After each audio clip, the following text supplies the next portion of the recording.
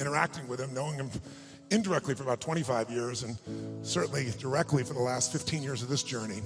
And it's so amazing to watch Dreamforce grow from 1,300 people to 135,000, 5 million people online. This man has created like a festival. It's like a music festival for geeks. Excuse me, I mean techies. We're all techies, right? And it's pretty amazing. Can we have a hand for Mark for this creation he's done here called Dreamforce? It's truly amazing. And what touches me most about Mark is his commitment to really find a way to add value. We all know in this room, there's only one way you succeed long term. Anybody can get lucky, do something for a period of time. But real success in any measure whatsoever comes when you do more for others than anybody else. There's no other way to do it. You find a way to add more what?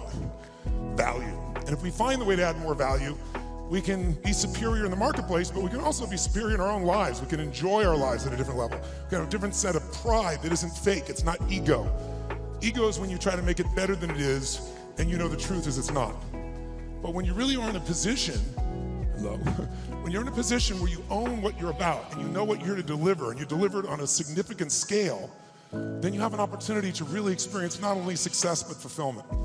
And this conference has gotten bigger and bigger, not only in its size, but also in its impact. And so I'm really privileged to be back with you here. And I know you're working to raise 1 million meals, and I'm very, very into hunger, to say the least, primarily because I was so hungry at a stage of my life. And my life was completely changed because when I was 11 years old, we had no money and no food, and we gotten used to that, but it was Thanksgiving, which makes it more emotional. And my parents were saying and doing things that after you say them, you can never take them back. And it was very profoundly painful, obviously, for myself as the oldest and trying to keep my brothers and sisters from hearing it. But it profoundly changed me because that day, something changed my life, and it was somebody simply coming and delivering food. And it wasn't the person, wasn't giving it, it was a delivery guy.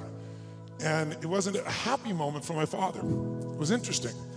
My mom and dad are yelling at each other. My mom's saying things to my father, you haven't taken care of us.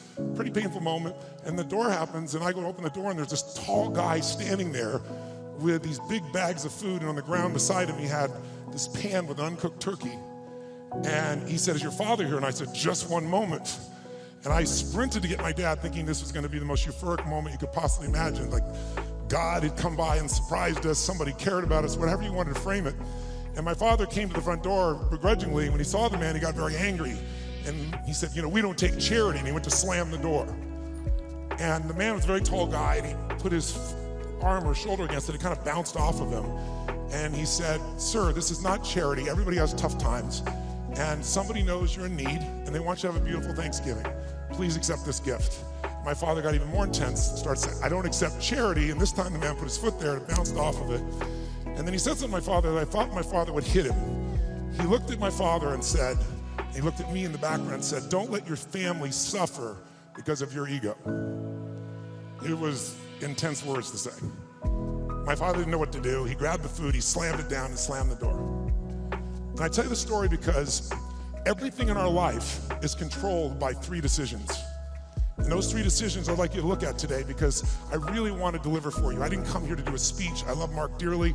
I really want to serve you, and you all are giving the greatest gift you have, your time. You can get your money back, but you can't get your time back. And so I really want to serve you. And I think one of the most powerful things we can do to serve you is have you become clear of what the controlling force is that's controlling the quality of your life. And you and I both know it's not the amount of money in your pocket. It's not who you know. It's not even what you've been through.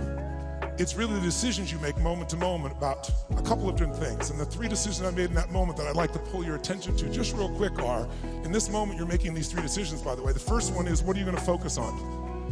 And that day, my father focused clearly on the fact that he had not taken care of his family. And whatever you focus on, you're going to feel. In fact, many of us in this room, who's ever focused on something, you were thinking something horrible was going to happen, you experienced the pain of that failure or that challenge in your life, and then it never ever happened. Who's had this experience? Say, I. And if things aren't bad in your life, you can always think of shit that hasn't even happened yet and feel bad in advance. But many people do. Because whatever you focus on, you'll feel. Write it down. Focus equals feeling, because if you start to take control of your focus,